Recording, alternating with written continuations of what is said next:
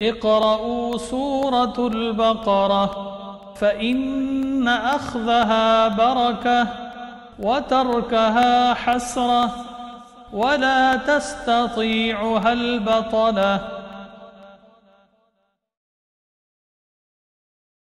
نحمده ونصلي على رسوله الكريم اما بعد فاعوذ بالله من الشيطان الرجيم بسم الله الرحمن الرحيم رب اشرح لي صدري ويسر لي امري واحلل عقدة من لساني يفقهوا قولي۔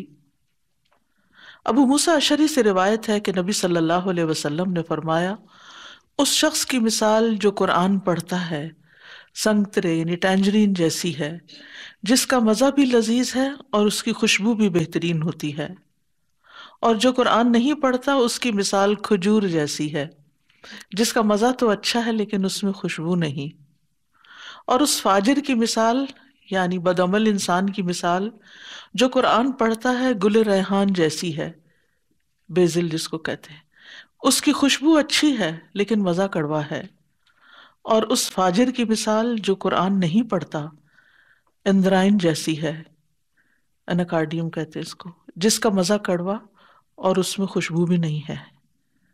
تو انسان کا نہ عمل ہو نہ علم کی کوشش کرے تو پھر ظاہر ہے کہ وہ دوسروں کے لیے کڑوا ہی کڑوا ہے، خود اپنی ذات میں بھی وہ کڑواہٹ محسوس کرتا ہے اور دوسروں کے لیے، کیونکہ قرآن خوشی دیتا ہے، رہنمائی دیتا ہے، روشنی دیتا ہے، اور اس سے انسان کے اندر کے غم دھلتے ہیں۔ اس کے برعکس جب انسان اس کتاب کو چھوڑ دیتا ہے تو ہر چیز حملہ آور ہو جاتی ہے۔ رسول اللہ صلی اللہ علیہ وسلم نے فرمایا، سورۃ البقرہ پڑھا کرو، اس کا پڑھنا باعث برکت ہے اور اس کا چھوڑنا باعث حسرت ہے۔ تو آئیے ہم شروع کرتے ہیں۔ وَمِنْهُمْ مَنْ يَقُولُ رَبَّنَا آتِنَا فِي الدُّنْيَا حَسَنَةً وَفِي الْآخِرَةِ حَسَنَةً وَقِنَا عَذَابَ النَّارِ، اور ان میں سے بعض ایسے ہیں جو کہتے ہیں کہ اے ہمارے رب، ہمیں دنیا میں بھی بھلائی عطا فرما اور آخرت میں بھی بھلائی عطا فرما اور ہمیں آگ کے عذاب سے بچا۔ فرمایا ایسی دعا کرنے والوں کے لیے کیا ہے، اولئک لہم نصیب مما کسبوا واللہ سریع الحساب، یہی وہ لوگ ہیں جن کے لیے حصہ ہے اس میں سے جو انہوں نے کمایا۔ دنیا کمائی تو دنیا میں سے حصہ مل جائے گا، اور اگر آخرت کمائی، آخرت کے لیے کوشش کی، آخرت کے لیے محنت کی تو انشاءاللہ آخرت ملے گی۔ واللہ سریع الحساب، اور اللہ بہت جلد حساب لینے والا ہے۔ پھر اس کے بعد نیکسٹ آیت میں فرمایا، وَاذْكُرُوا اللَّهَ فِي أَيَّامٍ مَّعْدُودَاتٍ فَمَن تَعَجَّلَ فِي يَوْمَيْنِ فَلَا إِثْمَ عَلَيْهِ وَمَن تَأَخَّرَ فَلَا إِثْمَ عَلَيْهِ لِمَنِ اتَّقَىٰ وَاتَّقُوا اللَّهَ وَاعْلَمُوا أَنَّكُمْ إِلَيْهِ تُحْشَرُونَ، اور گنتی کے چند دنوں یعنی ایام تشریق میں اللہ کا ذکر کرو، پھر جو کوئی 2 دنوں میں واپسی کی جلدی کرے تو اس پر کچھ گناہ نہیں، اور جس نے تاخیر کی تو اس پر بھی کچھ گناہ نہیں، بشرطے کہ وہ اللہ سے ڈرے، اور تم اللہ سے ڈرتے رہو اور جان لو کہ بے شک تم سب اس کی طرف اکٹھے کیے جاؤ گے۔ گنتی کے چند دن یعنی اس سے مراد ایام تشریق ہے، اور ایام تشریق شروع ہوتے ہیں عید کے دن سے اگلے دن سے، یعنی ذوالحجہ کی 11، 12 اور 13 تاریخ۔ اور اس میں سب سے افضل عمل کیا ہے؟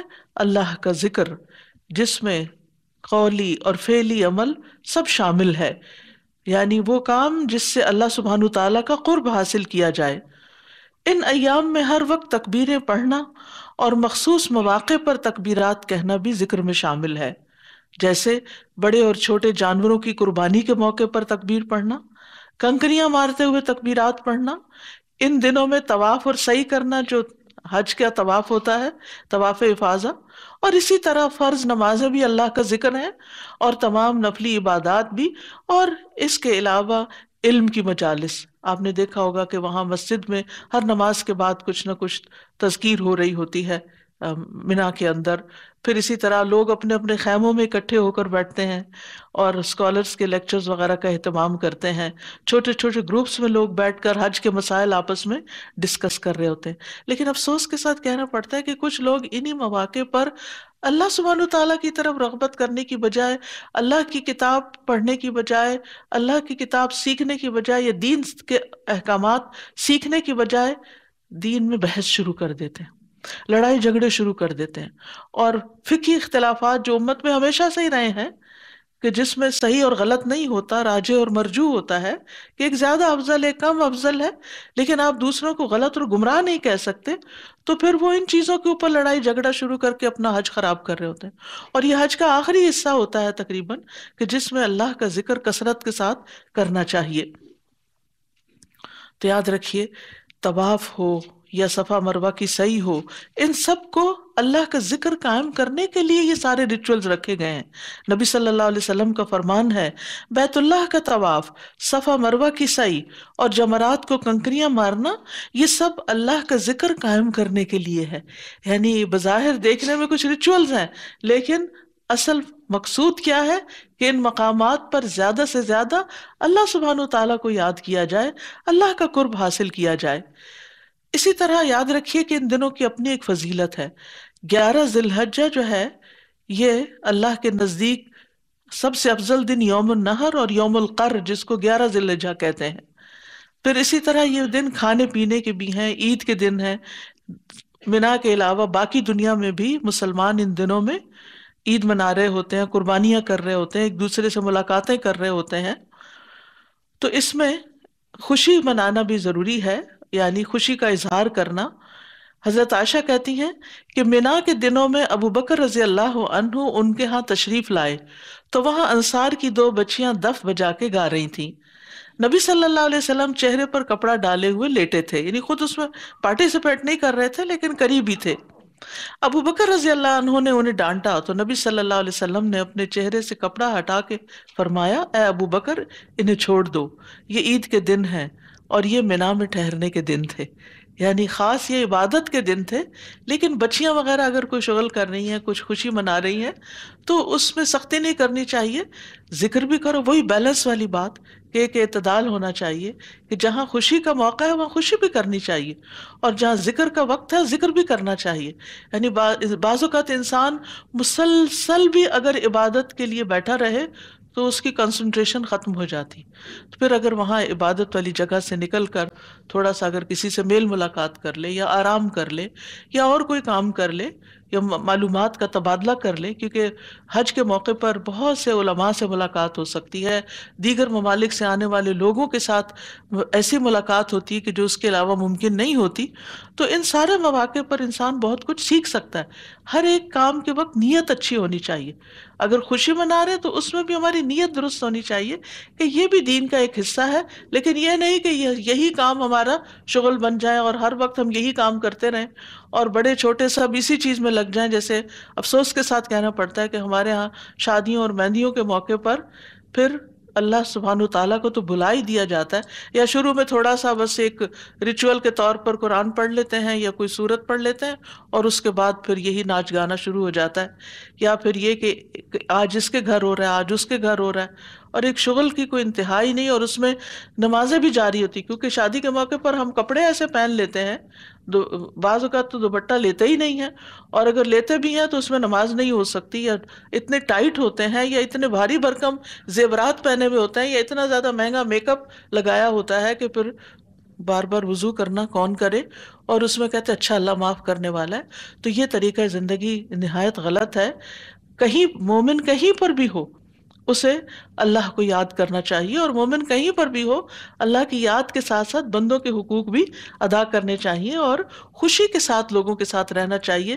دین یہ نہیں کہتا، ذکر کرنا یہ نہیں کہتا کہ آپ ہر وقت ایک سنجیدہ شکل بنا کے رکھیں، مسکرانا بھول جائیں اور لوگوں کے ساتھ اپنے تعلقات بگاڑ لیں کہ یہ سب تو نافرمان لوگ ہیں اور میں بہت نیک ہوں اس لیے مجھے ان کے ساتھ بات نہیں کرنی، تو یہ طریقہ درست نہیں ہے۔ بہرحال ان دنوں میں ڈومیننٹ چیز کیا ہونی چاہیے؟ اللہ کا ذکر ہونا چاہیے، اور خاص طور پر تکبیرات۔ فمن تعجل فی یومین فلا اثم علیہ، تو جو 2 دنوں میں جلدی کرے، یعنی منا میں 3 دن نہ ٹھہرے بلکہ صرف 2 دن ٹھہرے، تو اس پہ کوئی گناہ کی بات نہیں۔ یہ نہیں سوچنا سوچے ہائے اس کو کیا جلدی پڑی تھی، یہ تو فوراً ہی نکل گیا، بس جانے کی تھی، یہاں تو تنگ آ گیا تھا. نہیں، ہر ایک کے حالات ہوتے ہیں، کیونکہ اب حج آلموسٹ ختم ہو چکا ہے، بس صرف طواف وداع باقی رہ گیا. باقی 2 دن بھی وہاں ٹھہر کے اگر کوئی نکل جائے، مدینہ کو نکل جائے گھر کی طرف، تو ایسا کیا جا سکتا ہے. لیکن شرط کیا ہے؟ لمن اتقا، اگر دل میں تقوی ہے، اللہ کی محبت ہے. واتقوا اللہ، اگر نہیں ہے تو ڈالو اس کو، اللہ سے ڈرو. وَاعْلَمُوا أَنَّكُمْ إِلَيْهِ تُحْشَرُونَ، اور جان لو کہ تم اسی کی طرف اکٹھے کیے جاؤ گے. یعنی جس طرح تم اس مقام پر، یعنی مینا میں تقریباً سب لوگ، یا عرفات میں تو سبھی ہوتے ہیں، تو وہ حشر کے میدان کی یاد دلاتا ہے. لٹرلی میں خود جب حج پر گئی تھی تو مجھے سخت دھوپ بھی تھی، گرمی بھی تھی، اور پسینہ بھی، اور لوگوں کا ہجوم. تو سب سے زیادہ جو چیز یاد آئی وہ حشر کا دن تھا کہ اس دن کیا بنے گا. تو یہاں پر اسی مناسبت سے یاد دہانی کرائی جا رہی ہے. وَاعْلَمُوا أَنَّكُمْ إِلَيْهِ تُحْشَرُونَ، جان لو کہ تم اسی کی طرف اکٹھے کیے جاؤ گے. وَمِنَ النَّاسِ مَن يُعْجِبُكَ قَوْلُهُ فِي الْحَيَاةِ الدُّنْيَا وَيُشْهِدُ اللَّهَ عَلَى مَا فِي قَلْبِهِ وَهُوَ أَلَدُّ الْخِصَامِ، اور لوگوں میں سے کوئی ایسا ہے جس کی گفتگو دنیا کی زندگی میں آپ کو بہت بھلی لگتی، اور جو اس کے دل میں ہے اس پر وہ اللہ کو گواہ بناتا ہے، حالانکہ وہ سخت جھگڑالو ہے. جب اللہ تعالیٰ نے کثرت سے ذکر کرنے کا پچھلی آیت میں حکم دیا، اور خاص طور پر فضیلت والے جگہوں پر اور فضیلت والے اوقات میں، جو سب سے بڑی نیکی اور بھلائی کا کام ہے، تو اللہ سبحانہ وتعالیٰ نے ایک ایسے شخص کے حال کے بارے میں خبر دی جو اپنی زبان سے جو کچھ کہتا ہے اس کا عمل اس کے بالکل اپوزٹ ہوتا ہے. تو یاد رکھیے کہ ایک طرف ذکر کرنا اور دوسری طرف اٹھ کے لڑائی جھگڑا کرنا اور لوگوں کو گالی گلوچ کرنا اور بحث مباحثے کرنا، یہ درست عمل نہیں ہے. یہ نفاق کی ایک قسم ہے کہ آپ کہیں کچھ ہیں کہیں کچھ ہیں. اور ایون مینا کے اندر ہی آپ نے وہ کام شروع کر دیا، کیونکہ عادتیں ساتھ ہی جاتی ہیں نا. تو اگر انسان کانشیسلی ان کو ٹھیک کرنے کی کوشش نہیں کرتا تو پھر انسان بیت اللہ کے اندر بھی ہو، اس کو شاید اس کا دروازہ خانہ کعبہ کا کھول کے اندر بھی بھیج دیا جائے تو وہاں بھی کسی سے لڑ پڑے گا کسی بات پہ، کیونکہ یہ ایک مزاج بن چکا ہوتا ہے. وَهُوَ أَلَدُّ الْخِصَامِ، جھگڑے میں بڑا سخت ہے. تو اس سے بچنا چاہیے، کیونکہ جھگڑالو انسان جو ہے وہ باز نہیں آتا، وہ ہر موقع پہ بد زبانی کر جاتا ہے، بدتمیزی اور بد اخلاقی سے پیش آتا ہے. اس کو یاد نہیں رہتا کہ یہ اللہ کا گھر ہے، مسجد میں کھڑے ہیں. یہاں تو شرافت سے، انسانیت سے، اخلاق سے بات کرنی چاہیے، نہ کہ ڈانٹ ڈپٹ شروع کر دے. کتنے ہی بچے، کتنے ہی لوگ مسجدوں سے بھاگ جاتے ہیں جب مسجدوں کے منتظمین مسجد کے اندر بدتمیزی سے پیش آتے ہیں، بد اخلاقی کرتے ہیں لوگوں کے ساتھ. تو اس چیز سے ہمیں بچنے کی ضرورت ہے. تو کہا کہ کچھ لوگ ویسے بڑی فائدے کی باتیں کرتے ہیں، جب بات کرتے ہیں تو ان کی باتیں آپ کو بڑی اچھی لگتی ہیں، اور جب بولتے ہیں تو آپ کہتے ہیں کیا سمجھدار لوگ ہیں. اور ان کا رکھ رکھاؤ، گیٹ اپ، ان کا جو اوڑھنا بچھونا ویسے بہت سمجھداری والا ہوتا ہے، لیکن لوگوں کے ساتھ معاملہ اچھا نہیں ہوتا، ان کے قول اور فعل میں موافقت نہیں ہوتی.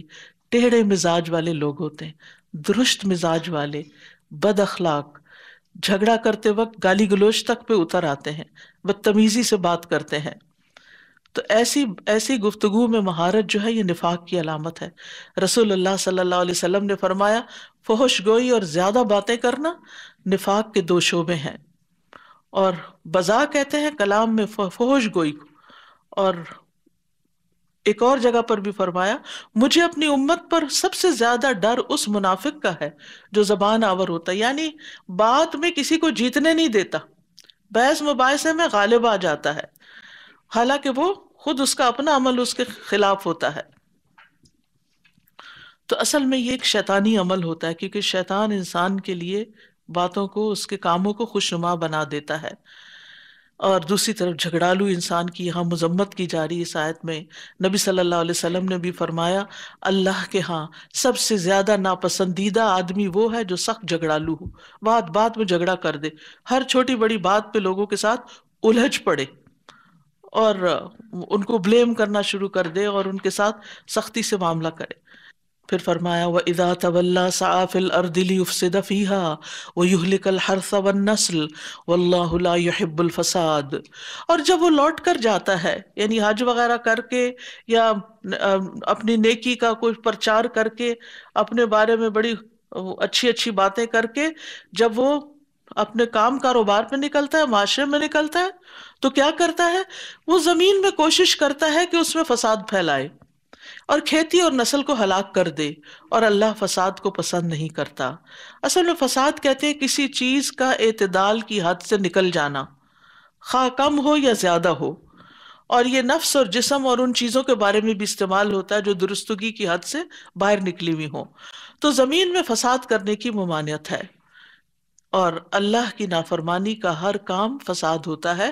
پہلے بھی آپ کو بار بار یہ بات میں کہہ چکی ہوں کہ فساد پھیلتا ہے گناہ کے کاموں سے، اللہ کی نافرمانی سے.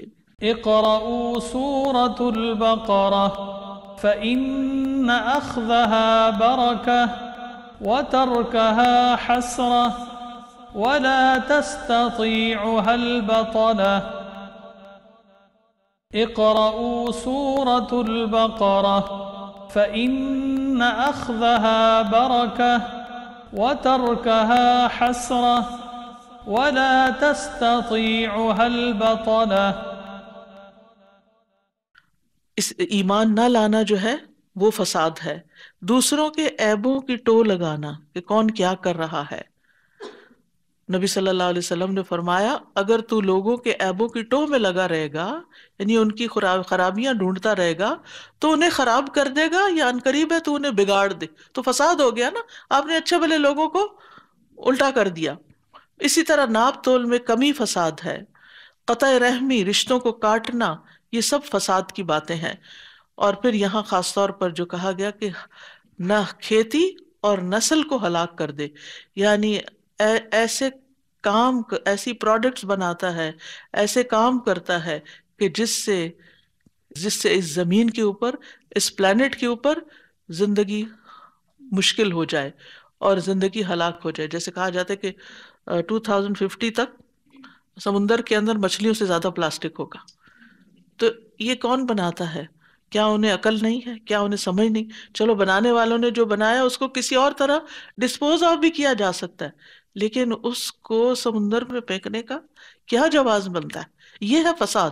جیسے سورۃ روم میں بھی آتا ہے ظہر الفساد فی البر والبحر بما کسبت ایدی الناس. خشکی اور سمندر دونوں جگہ فساد پھیل گیا لوگوں کے اپنے ہاتھوں کی کمائی کے بدولت. تو دین، ہمارا دین صرف یہ نہیں ہے کہ ہم مسجد میں بیٹھ کے اللہ اللہ کر لیں یا چیریٹی میں کچھ پیسے دے دیں اور باہر نکل کے یہ نہ دیکھیں کہ ہمارا کام، کاروبار اور ہمارا طریقہ زندگی لوگوں کی زندگیوں کو آسان کر رہا ہے یا مشکل بنا رہا ہے، یا ہم کھانے کے اندر، کھانے پینے کی چیزوں میں ملاوٹ کریں یا ایسی پروڈکٹس بنائیں کہ جس سے لوگوں کے اندر بیماریاں پھیلیں. یہ ساری چیزیں فساد پھیلانے سے متعلق ہیں. تو یہ نہیں ہونا چاہیے کہ ایک طرف آپ بڑے دیندار ہیں، بڑے مذہبی ہیں، اور دوسری طرف آپ کے جو عملی زندگی ہے وہ لوگوں کے لیے مصیبت بنی ہوئی ہے، اور آپ کے کام جو ہیں وہ لوگوں کی زندگی کو تکلیف دہ بنائے ہوئے ہیں. وَإِذَا قِيلَ لَهُ اتَّقِ اللَّهَ أَخَذَتْهُ الْعِزَّةُ بِالْإِثْمِ فَحَسْبُهُ جَهَنَّمُ وَلَبِئْسَ الْمِهَادُ. اور جب اس سے کہا جاتا ہے کہ اللہ سے ڈرو تو جھوٹی عزت اسے گناہ پر آمادہ کرتی ہے، تو کافی ہے اس کو جہنم، اور وہ یقیناً بہت برا ٹھکانہ ہے. بہت سے مذہبی لوگ ایسے بھی ہوتے ہیں کہ جو مسجد، حرم، بار بار حج، عمرہ، ان سب چیزوں کا اہتمام کرتے ہیں، لیکن ان کی عادتیں نہیں بدلتی. اور جب کوئی شخص ان کو توجہ دلاتا ہے، نصیحت کرتا ہے کہ بھلے مانس آدمی ناپ تول میں کمی نہ کیا کرو، کیونکہ کہتے ویسے حاجی صاحب لکھا ہوتا ہے نام کے ساتھ، لیکن ناپ تول میں کمی سے باز نہیں آتے یا کھانوں میں ملاوٹ سے باز نہیں آتے، حتیٰ کہ لائف سیونگ ڈرگز کے اندر ملاوٹ سے باز نہیں آتے. جب کوئی نصیحت کرتا ہے تو الٹا اس کے پیچھے پڑ جاتے. حالانکہ یہ جملہ جو ہے اتق اللہ، اللہ سے ڈرو، اس کے بعد کسی کو حق نہیں پہنچتا کہ کوئی کہے تم خود ڈرو، مجھے نہیں ضرورت. یہ ایک نصیحت والا جملہ ہے.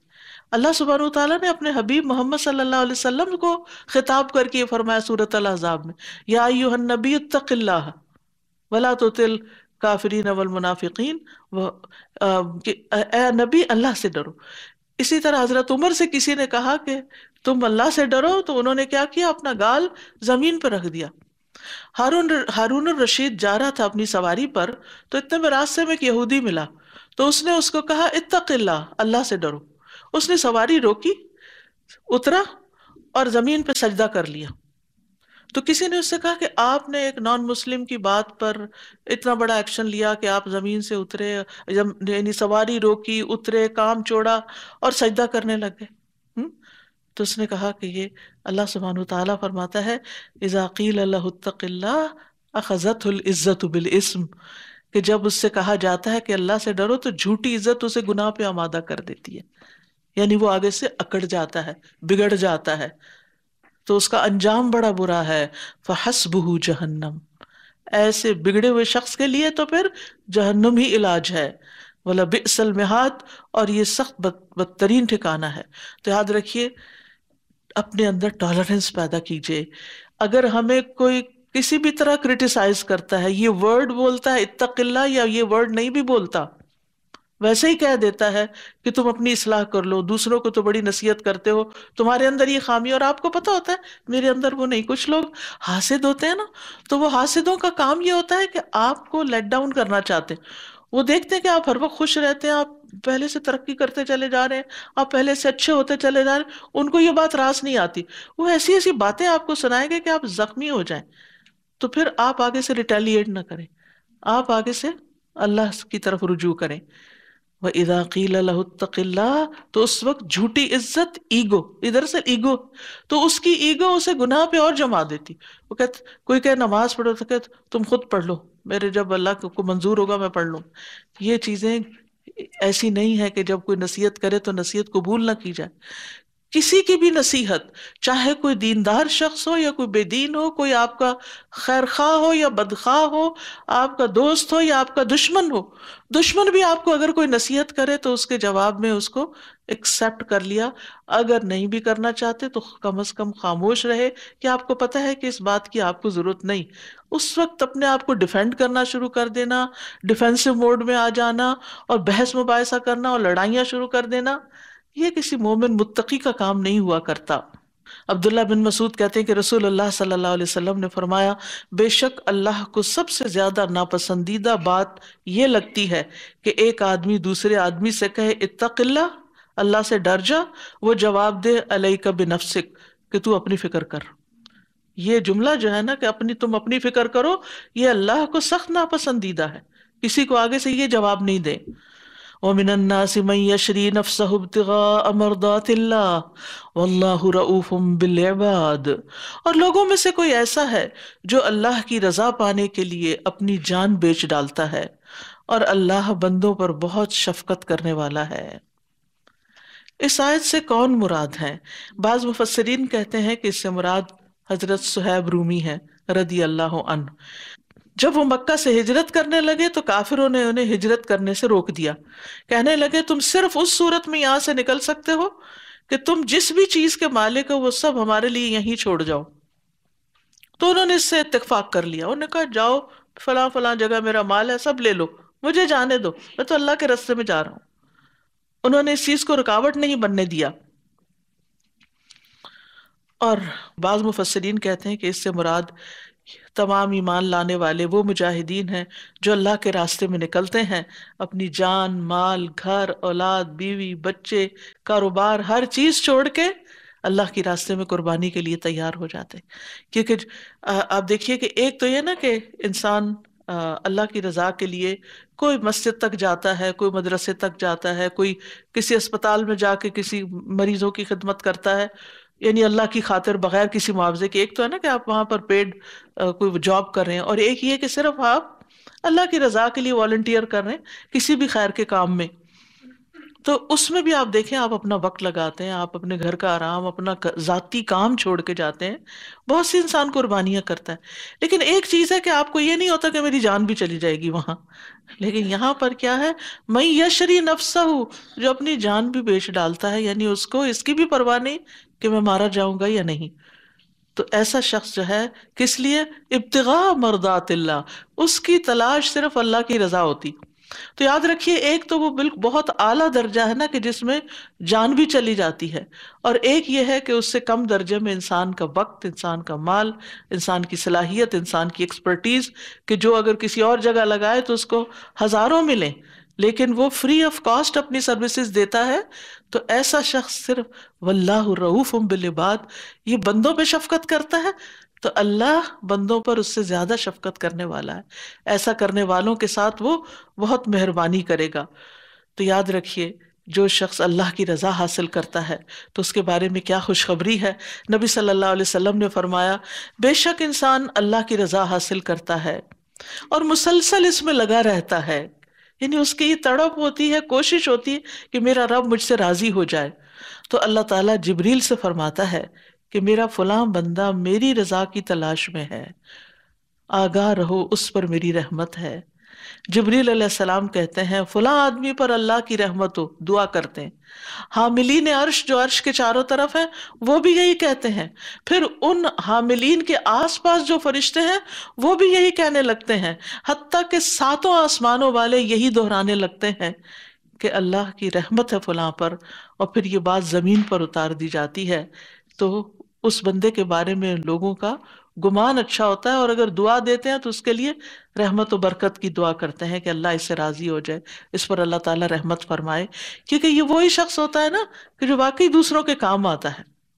جب آپ بے لوث ہو کر دوسروں کی خدمت کرتے ہیں تو واقعی ان کے بھی دل کے اندر سے نکلی ہوئی دعائیں لیتے، اور یہ دعائیں صرف زمین والوں کی نہیں ہوتی، اس میں آسمان والے بھی شامل ہو جاتے ہیں۔ اقرأوا سورة البقرة فإن أخذها بركة وتركها حسرة ولا تستطيعها البطلة۔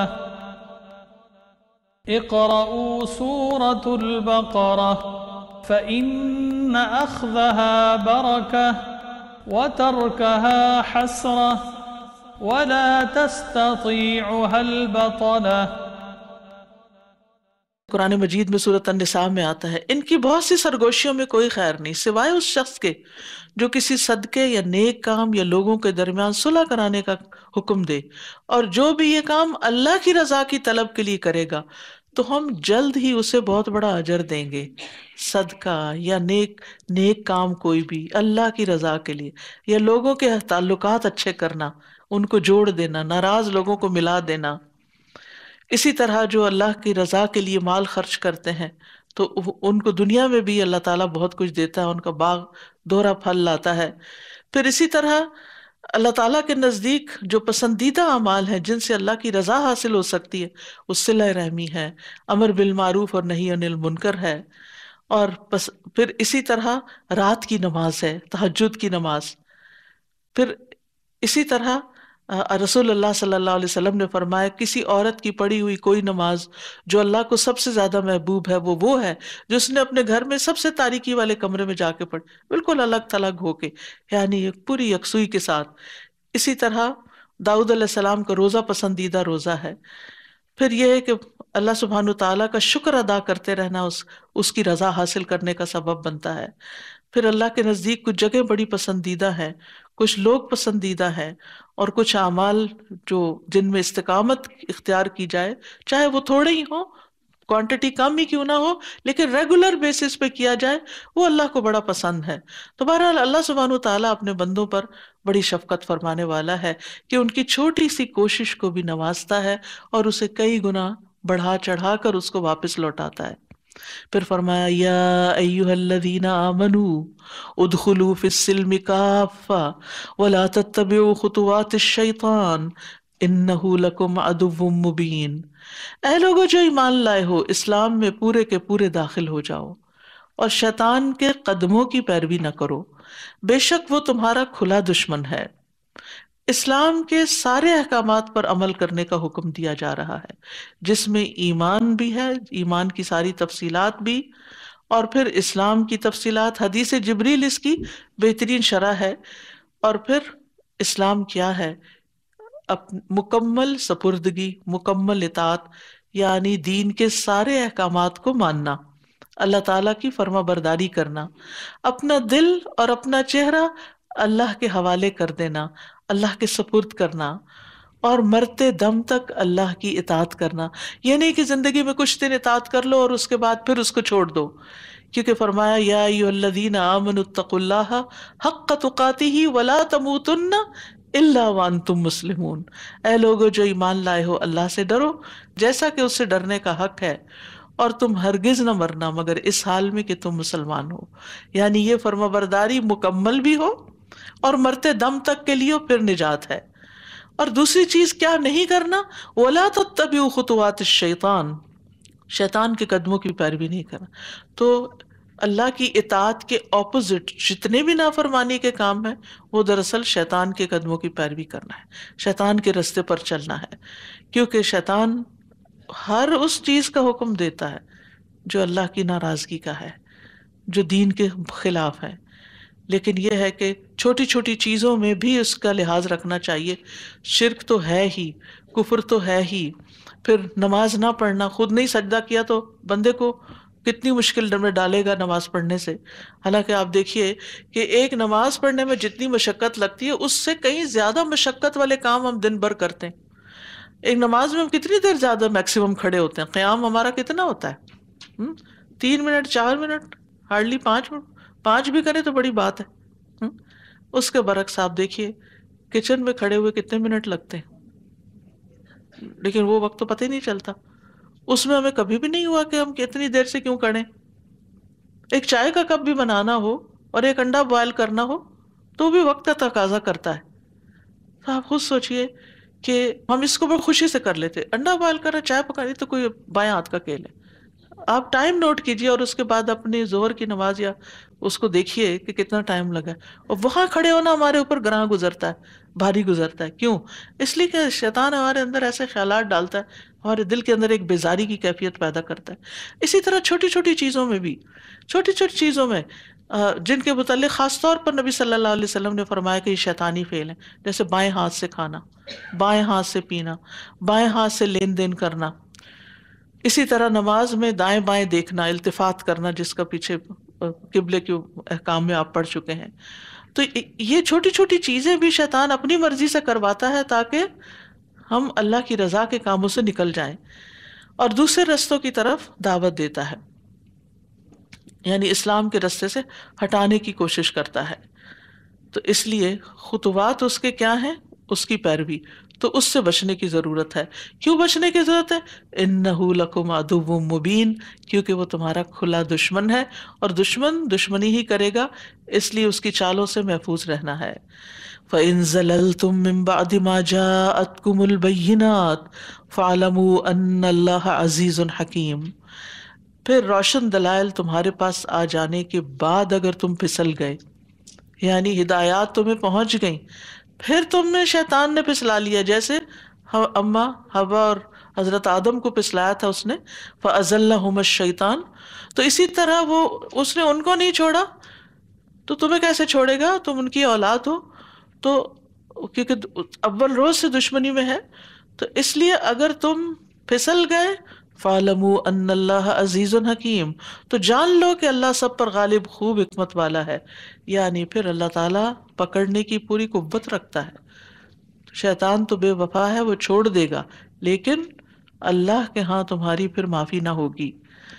هل ينظرون إلا أن يأتيهم الله في ظلل من الغمام والملائكة وقضي الأمر وإلى الله ترجع الأمور. کیا وہ اس بات کا انتظار کر رہے ہیں کہ اللہ ان پر بادل کے سائبانوں میں آ جائے اور فرشتے بھی آ جائیں اور کام تمام کر دیا جائے اور اللہ ہی کی طرف سب کام لوٹائے جاتے ہیں؟ یعنی اگر لوگ شیطان کی پیروی سے باز نہیں آتے اور اللہ کی نافرمانی کرتے چلے جاتے ہیں تو پھر وہ کس بات کے انتظار میں ہیں کہ قیامت آ جائے، حساب کتاب قائم ہو جائے؟ کیونکہ قیامت کے دن حساب کتاب اسی طرح قائم ہوگا کہ اللہ سبحانہ و تعالی اور فرشتوں کا نزول ہوگا، جیسے سورۃ الفجر میں بھی آتا ہے، کلا اذا دکت الارض دکا دکا وجاء ربک والملک صفا صفا. ہرگز نہیں جب زمین کوٹ کوٹ کے ریزہ ریزہ کر دی جائے گی، اور تیرا رب آئے گا اور فرشتے جو صف در صف ہوں گے، اور اس دن جہنم کو لایا جائے گا۔ اس دن انسان نصیحت حاصل کرے گا، اس وقت نصیحت کہاں سے آئے گی؟ اب نصیحت کا کیا فائدہ؟ تو اس آیت میں بھی رب اور ملائکہ کے آنے کا ذکر ہے، اور اس سورۃ البقرہ کی آیت میں بھی۔ اس کی تفصیل حدیث میں بھی آتی ہے۔ عبداللہ بن مسعود کہتے ہیں کہ نبی صلی اللہ علیہ وسلم نے فرمایا، اللہ پہلوں اور پچھلوں کو، یعنی اول آخر سب لوگوں کو مقررہ معلوم دن میں جمع کرے گا، 40 سال کے قیام کے برابر کہ ان کی نگاہیں اٹھی ہوئی ہوں گی، وہ فیصلہ اور حکم ہونے کے منتظر ہوں گے، اور اللہ عز و جل بادلوں کے سائے میں عرش سے کرسی کی طرف نزول فرمائے گا۔ پھر ایک پکارنے والا پکارے گا، اے لوگو، کیا تم اپنے اس رب سے راضی اور خوش نہیں ہو جس نے تمہیں پیدا کیا، تمہیں روزی دی، تمہیں حکم دیا کہ اسی کی عبادت کرو، اس کے ساتھ کسی چیز کو شریک نہ ٹھہراؤ، اور یہ کہ اس نے تم سے ہر انسان کو پھیر دیا جس سے وہ دنیا میں دوستی رکھتے تھے اور ان کی عبادت کیا کرتے تھے، کیا یہ تمہارے رب کی طرف سے عدل و انصاف نہیں؟ وہ کہیں گے کیوں نہیں۔ اس دن سب لوگ مان جائیں گے، لیکن اب ماننے کا فائدہ نہ ہوگا۔ وقضی الامر، فیصلہ چکا دیا جائے گا، اور اللہ کی طرف سارے معاملات لوٹائے جاتے ہیں، یعنی انسان کے جتنے بھی اعمال ہیں، صبح سے لے کے شام تک ہم جو کچھ کرتے ہیں، فرشتے ان سب کو لکھ کر اوپر لے جاتے ہیں۔ فجر اور عصر کے وقت شفٹ چینج ہوتی ہے، دن بھر کا فرشتہ عصر کی نماز میں تبدیلی کرتا ہے اور دن بھر کے اعمال لے جاتا ہے، اور اسی طرح رات کا فرشتہ فجر کے وقت لے جاتا ہے، اور یہ سب کچھ وہاں پر اکٹھا ہو رہا ہے جس کو کوئی ہاتھ نہیں پہنچ سکتا سوائے اس کے کہ انسان خود ہی توبہ کر کے ان کو مٹانے کی کوشش کرے۔ لیکن اگر انسان توبہ بھی نہیں کرتا اور پلٹتا ہی نہیں، تو پھر یہ ساری چیزیں قیامت کے دن انسان کے سامنے حاضر کر دی جائیں گی، اور انسان ان کا انکار نہیں کر سکے گا۔ یعنی انسان کے لکھے ہوئے اعمال اپنی زندگی کی کہانی ہوگی، تو کوئی بھی انسان یہ نہیں کہے گا کہ میں نے یہ نہیں کیا۔ اگر کوئی کہنے کی کوشش کرے گا تو زبان بند کر دی جائے گی اور ہاتھ پاؤں بولنا شروع کر دیں گے۔ پھر فرمایا، سل بنی اسرائیل کم آتیناہم من آیۃ بینہ ومن یبدل نعمت اللہ من بعد ما جاءتہ فإن اللہ شدید العقاب۔ بنو اسرائیل سے پوچھئے کہ ہم نے ان کو کتنی ہی روشن نشانیاں دیں، اور جو شخص اللہ کی نعمت کو اپنے پاس آ جانے کے بعد بدل دیتا ہے تو بے شک اللہ سخت سزا والا ہے۔ اللہ سبحانہ وتعالیٰ نے بنی اسرائیل کو بہت ساری نشانیاں دی تھیں جو موسیٰ علیہ السلام لے کر آئے تھے، جو ان کے خلاف قطعی حجت تھیں۔ مثلاً موسیٰ علیہ السلام کے معجزات میں ہاتھ کا روشن ہو جانا، ان کا عصا، اور عصا کے ذریعے پھر سمندر کو پھاڑنا، پتھر پہ اسی عصا کو مار کے پانی نکالنا، شدید گرمی میں بنی اسرائیل پہ بادلوں کا سایہ کرنا، من و سلوہ اتارنا، اور پھر اسی طرح اور بھی چیزیں جو فرعونیوں کے اوپر بہت سے عذاب نازل ہوئے تھے، جوؤں اور ٹڈی دل اور خون کی شکل میں۔ تو یہ ساری نشانیاں تھیں، اور ساتھ ساتھ آیات کا لفظ آیا جو ہوتی ہے، یعنی کائنات کی نشانیاں، پیغمبروں کے معجزات، اور اس کے ساتھ کتاب کے اندر جو تعلیمات ہیں وہ سب۔ لیکن ہوا کیا، بنی اسرائیل نے واضح نشانیاں دیکھی لیکن پھر بھی ناشکری کی۔ اکثر لوگوں نے اعراض برتا، اور جو ہی موسیٰ علیہ السلام گئے کوہ طور پہ، پیچھے سے بچڑے کو معبود بنا لیا، شرک جیسی بیماری بھی مبتلا ہو گئے۔ تو جو اللہ کی نعمت کو بدل ڈالے، یعنی نعمت کا صحیح استعمال نہ کرے، جس نے دی ہے اس کی مرضی کے مطابق استعمال نہ کرے، تو پھر اللہ اس پر سخت سزا دینے والا ہے، بدلہ لینے والا ہے۔ یعنی کفران نعمت کے چھن جانے کا باعث بنتا ہے۔ تو بنی اسرائیل کے ساتھ پھر یہی ہوا کہ ان کو 40 سال تک پھر صحرائے طی میں گھومنے پھرنے کے لیے چھوڑ دیا گیا۔ آج کے لیے اتنا ہی کافی ہے۔ وآخر دعوانا ان الحمد للہ رب العالمین۔ سبحانک اللہم وبحمدک، اشہد ان لا الہ الا انت، استغفرک واتوب الیک۔ السلام علیکم ورحمۃ اللہ وبرکاتہ۔ اقرأوا سورة البقرة فإن أخذها بركة وتركها حسرة ولا تستطيعها البطلة